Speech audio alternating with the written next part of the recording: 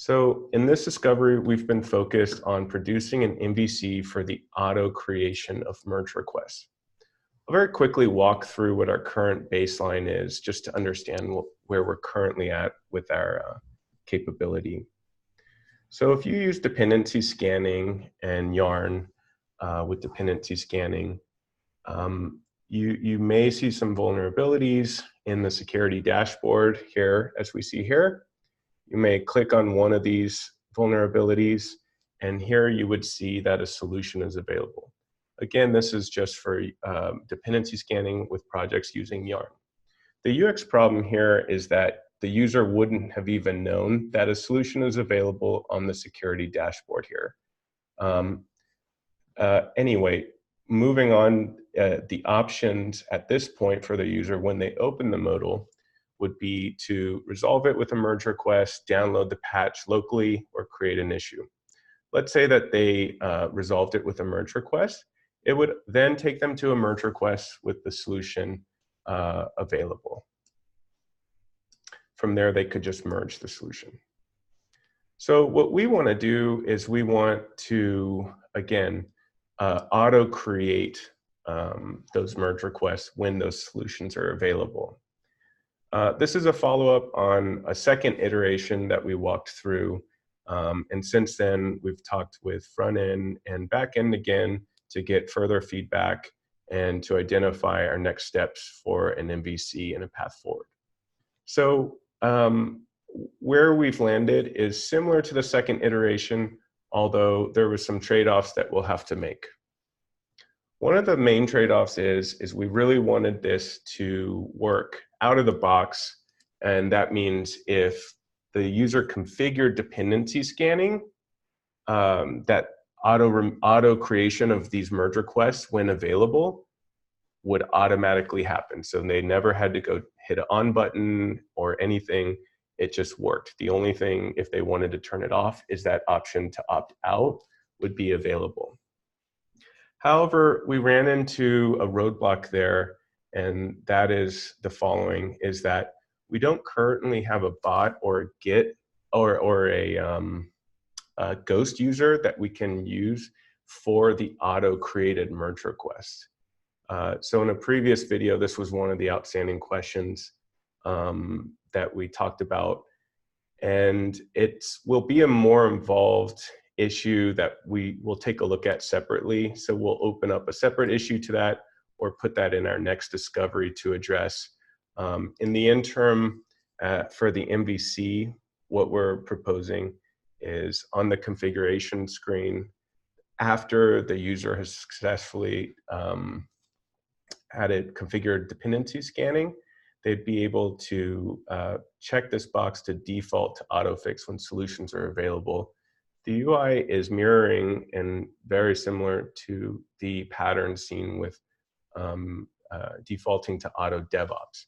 So when the user selects default to autofix when solutions are available, a message would appear. Again, this is very similar to auto DevOps interaction because a message sometimes appears there as well for more information. But this is just letting them know the user who enables this autofix will be the author of the auto-created merge request. And it links to more information in our documentation. So that means that if I was the user here and I clicked that I would be the author of that.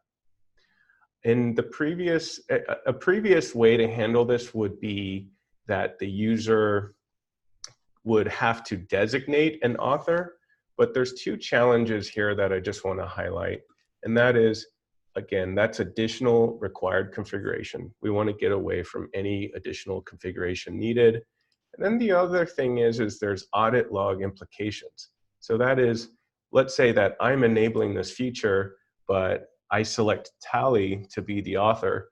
Tally doesn't really have awareness of that. And then she may find that she has these merge requests that she authored and she wouldn't really know why.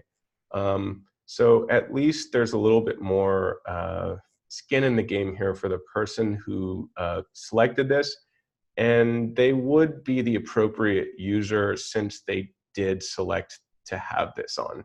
Now, it won't assign them, so it won't create unnecessary noise for this MVC, but it does have a cleaner audit log in that sense. Okay, so going back to the flow, once they've done that, and once this is done, we can actually call out who the author was, just so if anyone else comes to the screen, another maintainer, they'll know who did it. If they unselect it and then select it, again, it would be, that person would be the author of the merge request moving forward. And we'll take a look at those merge requests in a second. Okay, so the discoverability of these solutions would be the following. So since this MVC, there's an opt-in or opt-out, there could be two cases that we need to cover for. And one kind of is for our existing UX, which needs to be enhanced, which is not giving the user any insight when solutions are available. So this is a very worthwhile fix anyway for that case. And the second case would be when the opt-in is active. So let's just take a quick look at that. In the case we have today, or if it's opt-out or they haven't opt-in yet and there's solutions available, this UI is based on our most up-to-date upcoming dashboard UI per first-class object. So that's just a side note.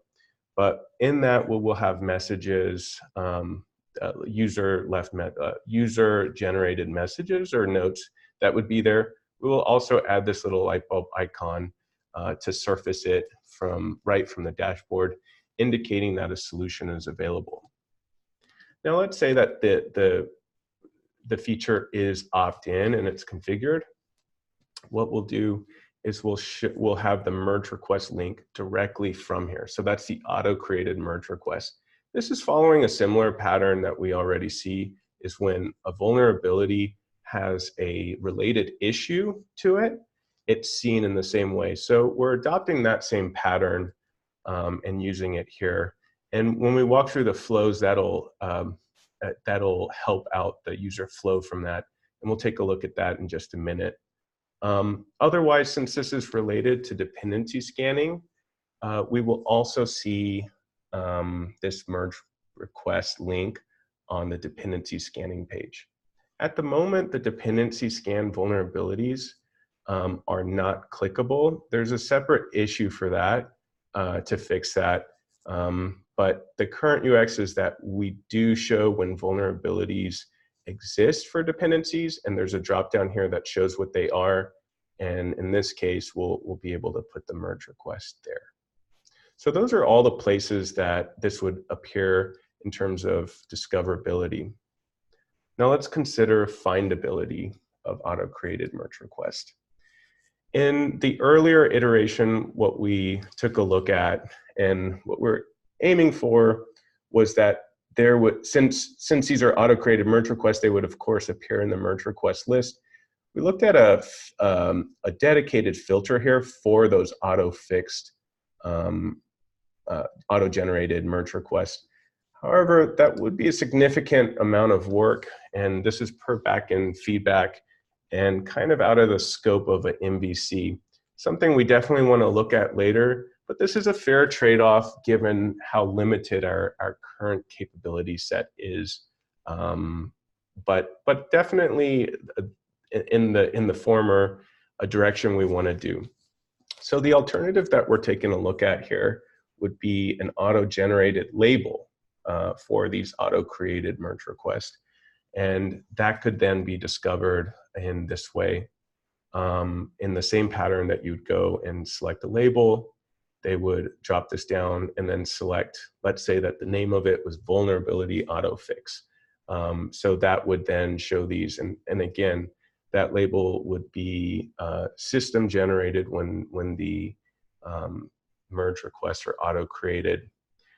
Now, the downside of this, of course, is that maybe the customer has already created a label with the same name. There is an edge case there, but I think that this is something we want to keep our eye on and come up with a solution for our next discovery to solve for. Again, going back to something more similar of that direct filtering capability. Okay, let's just take a look at the user flows of this that I referenced earlier from the dashboard. So in the case that it's not enabled, the user would see the light bulb, the user could see the light bulb, and they click on the table row. And this is per upcoming changes to the security dashboard anyway. And then they would land on the objects page. And from here, you see the ability to resolve with merge request, or that dropdown could also create a new issue or download the patch locally. And let's say they resolve with merge request, it would then open up a merge request. If they have it enabled, that the merge request link would be visible right there on the screen, as we saw earlier. The big benefit of this is that they could just click that directly and go right to the merge request.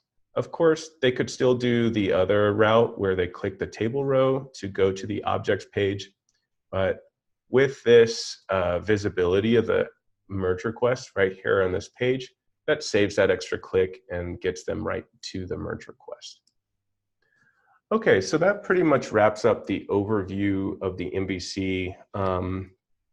I'll actually just add in one other thing.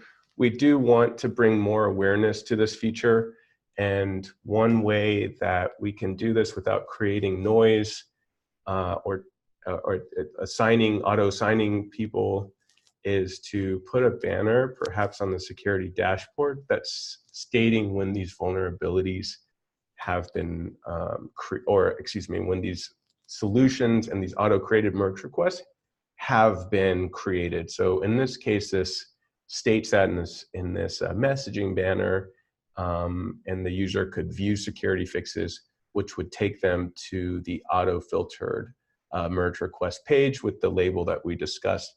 And from here, they could go ahead and merge these merge requests, or at least take a look at them.